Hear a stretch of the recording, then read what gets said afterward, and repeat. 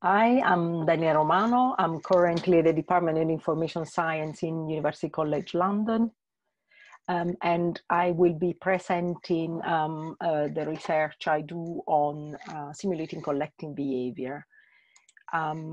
Now, in the presentation, this is divided into three parts. The first part will be presenting what is collective behavior and computer adaptive system, and then agent-based modeling on the CPU, which is sort of the area that are most known, fame-wise on the publications, and then I will show some application examples. So we'll see now what is collective behavior and computer adaptive system. So collective behavior usually refers to the activity of people. So it would be simulating organized group of people.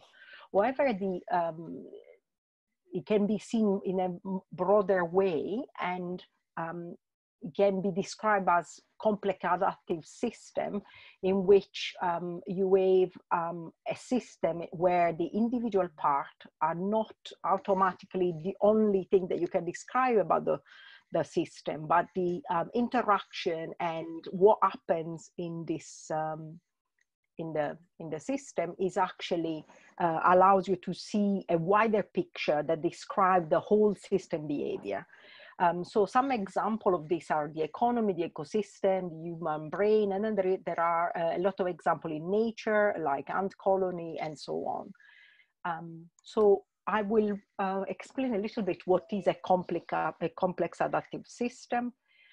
So the model works in this way. You have an environment, and you have this complex adaptive system that is making some obtaining some information from the environment, and this information allows to change the agent and adapt the system. So by describing the agent, the single node, or whatever is the representation inside that you're going to do of the system, it is not sufficient, because it is this interaction, this feedback loop that changes in shape, as happened in nature, nurtures the agent behavior, and allows a whole system behavior to arise and emerge. So basically, through this interaction of the agent with the system, we can see patterns and regularity that will not be able to see if we only were concerned with the single agent or the interaction within the agent without the interaction with the world. And it is these patterns and regularities, these things that emerge, that they're the most interesting part of the study in complex adaptive system. So these the property, as I said, of the complex adaptive system are that we can simply specify simple rules for the agent, and then see the interaction they do with the environment, and observe the whole system behavior as it changes. So how does it work? How do we model it? So first of all, we will have to have a target world that we're trying to simulate. And as I said, this can be applied in many fields, but I have it here as, say, modeling the movement of pedestrian cars and traffic lights and whatever is dynamically changing in a real world. And then we pick the agent. So we decide, say, to model the people and the cars. And we then describe this agent, these real world entities, we describe them as agent in the world, and we describe what is their role, their function, what is that they do, and the interaction between the entities in the real world become the function that we use as interaction between the agent. So the agent can be homogeneous or can be diverse, so we can have several types of agents with different behavior. Usually in this case it's more interesting to have this. So what do we need the simulated world for? So this is like a digital twin of the real world, and we then can characterize the emergent property of some set of data, like environmental data, social data, real-time tracking, and so on and so forth, that can be fed into the simulation. And this would allow us to future states, but also can provide explanation for possible causal mechanism. So the most important, in my view, the area that I'm most interested into studying is the decision-making support, so that people are able to enhance their understanding of the world, or the real world, with the suggestion provided by this agent-based modeling system. And as you know, now the real world data is becoming bigger and bigger, and we are dealing with a very large amount of set of data. And therefore we need to also change perhaps the platform on which we deliver these agent-based modeling. So I will explain one very important reason why we use this approach is that the agent-based modeling co-evolve.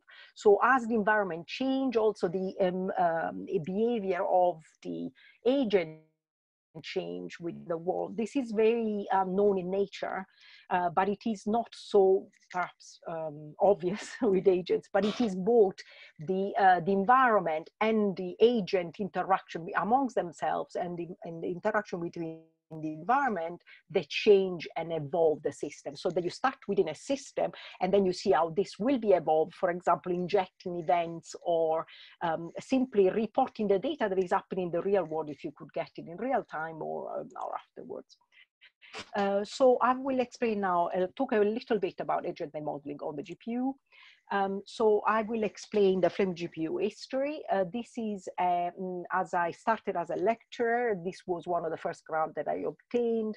My PhD was based on agents, intelligent agents in a virtual environment. So the Flame GPU came about from the combination of trying to model a massive multi-agent system, and the fact that I was a graphic programmer, and I was able to understand how the graphic card worked.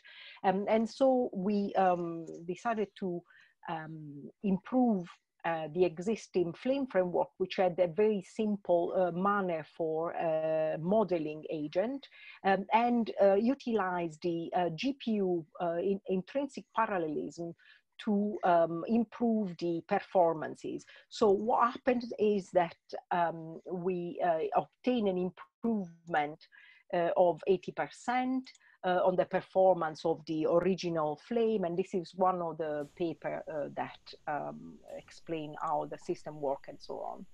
So what are the main advantages in this case of Flame GPU? So you can now, on a single machine, utilizing the parallel, a massive amount of agents. This is just like a screenshot taken from above, and you can see you can have millions of crowds and so on. Also, because we were using the, we were like continuing in a sense the idea of Flame, we were still keeping the easy specification and simply modeling process that was provided by Flame, but we could render the results in 3D, or whichever way you want, but 3D is quite computationally costing, because we already were working on the GPU, so it was easy to render. And this allowed to have a huge and exhaustive manner to investigate very large systems. So we have done simulation like a kilometer by 1 kilometer of London with traffic light, people, and so on and so forth. So let's see what are these advantages. So if we consider the way that the GPU works, we are able to simulate on a single GPU multi-million agents. So we have an intrinsic parallel device that allows us to work with thousands of threads that can execute simultaneously. And so we use a CUDA-based implementation and utilize the NVIDIA parallel computing architecture and harness in this way the power of the GPU. So how does it actually work? So each of the threads is an agent, and the whole, and this, you can imagine that according to the specification of the GPU, the capacity of simulating the number of agents increase with time and with the, increase capacity of our graphic card. And then within this thread, they sit within a block, and a block sits within a kernel, and we can keep everything, all the agent transition factor and so on, within a kernel in which we can simulate millions and millions of agents. Now, these agents work in parallel, and of course, we need to look into transform what are usually sequential algorithms into parallel algorithms. This is a technique in itself. But it is quite interesting because in this way, in one go, we can process all the behavior in parallel of the agent, and then see the interaction, and then so on and so forth, and do the next iteration. So it is possible also with this function to create new agent, or agent can die. So I'm showing you the extended version of Flame GPU, which is of 2018, and it is with Chimney and Paul, which is the person who was one of my PhD student, and I was a new lecturer. I'm presenting this because is the latest version that if you look for Flame GPU, you will find. And so what is interesting is that with this architecture, it's possible to hide some of the complexity of the GPU and allow modelers, which can be from social science or other non-computing related background, to simply model the agent and their behavior. So in this case, you have an XML model that allows you to specify the agent behavior, and is parsed and is transformed into a simulation code that then will generate which has an input and an output file with the data. And then you can inject this behavioral script within the simulation code. The innovation is that the communication between agent is done by message board, and this allows to address simultaneously all the agents that need that kind of simulation according to their specific dependency on the logic of the problem. The other main advantage, as I said, is that we are able to render massive multi-number of agents directly in 3D. And this is an old picture, but it is quite interesting because it shows that we can use, we can have a level of detail where we render perhaps with more polygon the people which we are focusing more on, and then reduce the level of detail as the simulation goes more further from the point of view of the viewer. And this can be done dynamically. And this is a huge advantage because we can easily represent this massive simulation and the people and the behavior very easily and directly in 3D. So at a quick comparison, if we look at other agent-based modeling system like NetLogo, Repast, and Swarm, and Mason, and so on, we can see that the other agent-based modeling system, they all have like, let's say, a programming kind of language. So they use C, or they use Python or Java. NetLogo allows scripting, and as such it becomes more accessible to people with non-computing background. And similarly, the XML allow this to be done very, very quickly because it's a language that most people can grasp very easily. They are not, so most of them, except Mason, are not parallel. They don't have a parallel architecture. And most of them, they don't provide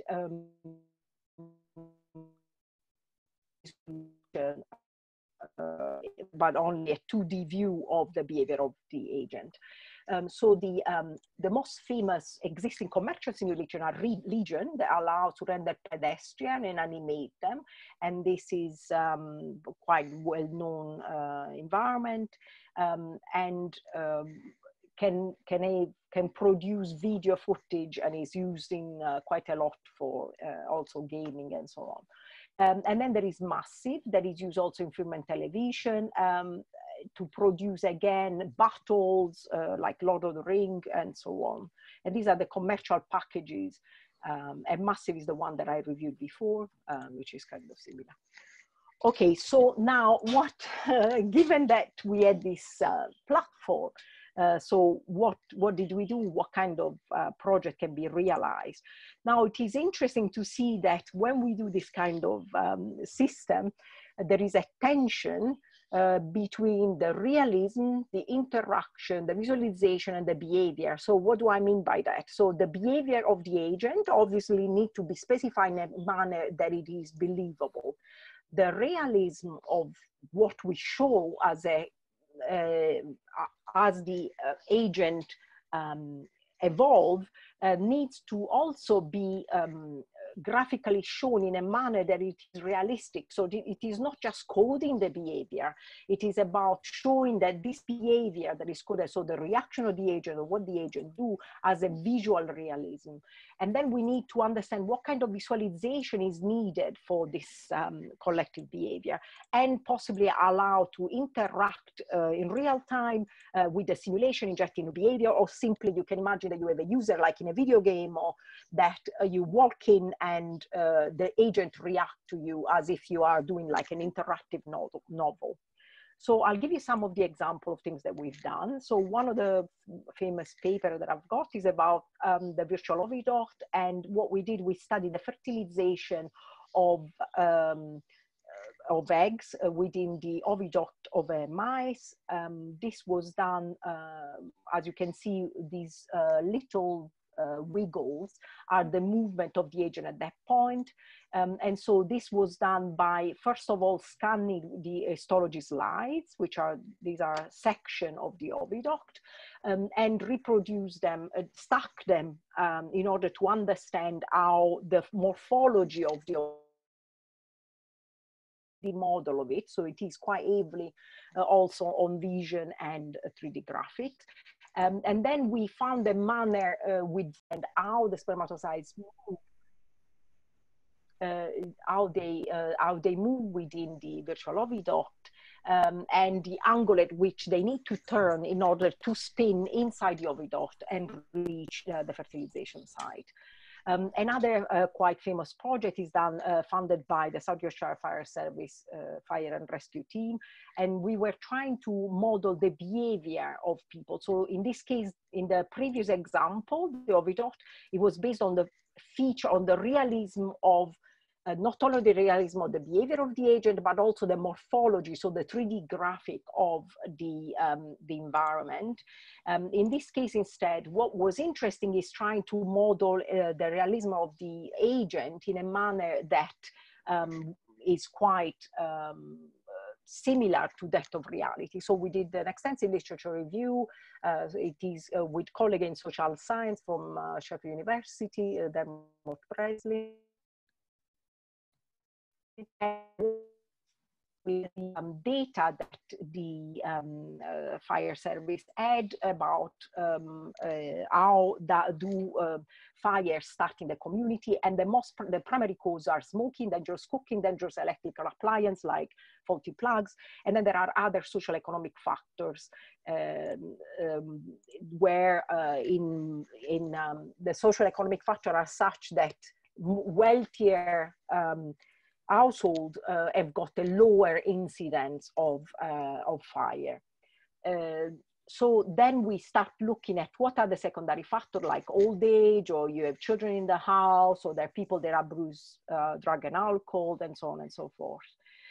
And once we did this mapping, we started to simulate the household. We had access to real data provided by South Yorkshire Fire Service, which of course I cannot share or demonstrate, but I can demonstrate the principle. And the idea is that if a house has a fire, the neighbor in the immediate surrounding will be aware of that and will be then sensitive or respond to some fire measure. So then, for example, all the people nearby will be installing some fire alarms.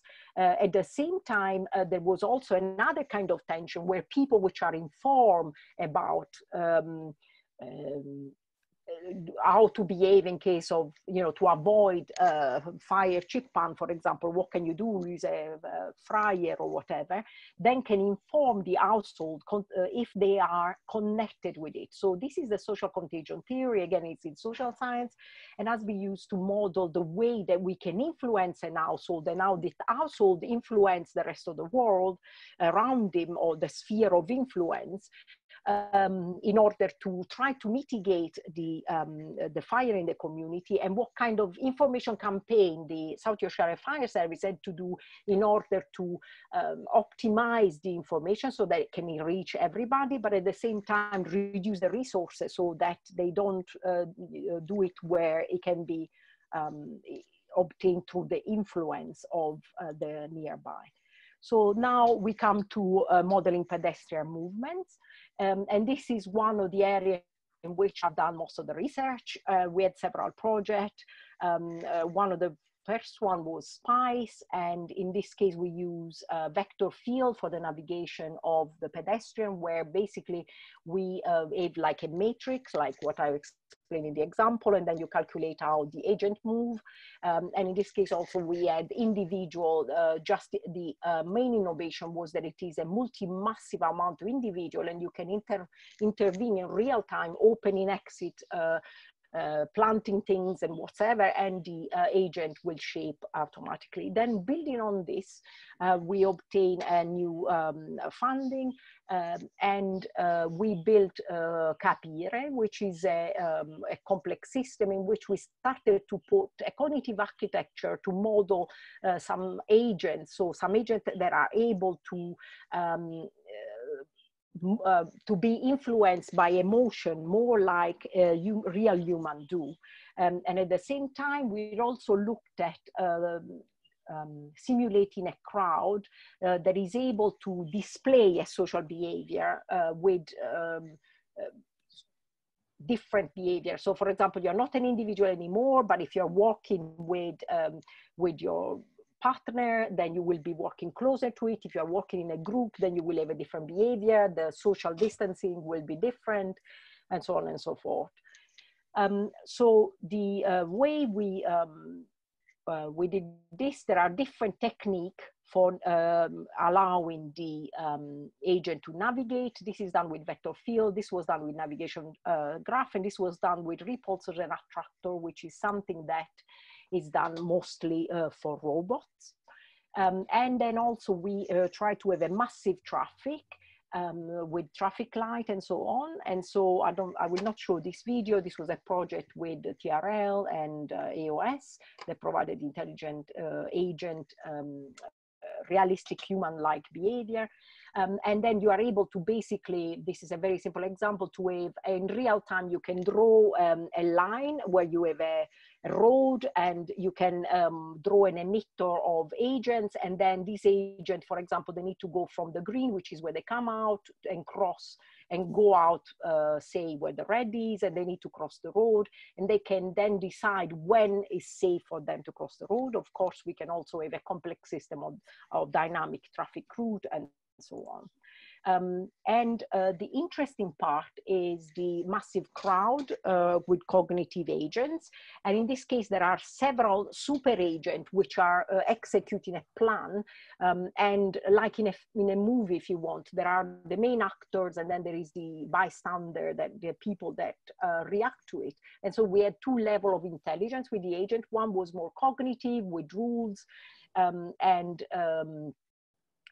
the other one was more of a reactive agent that would react to the event that it could sense in the environment, while the other ones could plan. And we did this massive simulation of London, and utilize a different manner to navigate, which is based on trying to maintain equidistance from the obstacles. This is something that robots do. So they sense their environment on the side, and then they proceed in the middle between, in the best position between the obstacles. So they sense, so that you have an attractive force towards the agent goal, and a repulsive force, which is trying to not to go too close to the wall, and so on.